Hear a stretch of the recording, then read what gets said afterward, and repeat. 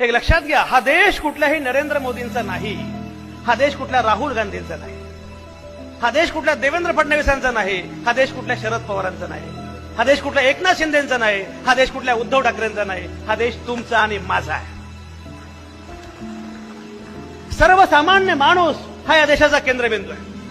बाबासाहेब असं म्हटले 25 नोव्हेंबर 1949ला बाबासाहेबांचं संविधान सभेमध्ये गाजलेलं भाषण आहे. बाबासाहेब असं म्हणतात, राज्यघटना शेवटी कायदे, राज्यघटना शेवटी कायदे, कायदे मंडळ, कार्यकारी मंडळ, न्याय मंडळ असे अवयव देईल, पण त्या घटनेमध्ये प्राण भोगतील आम्ही भारत असेल.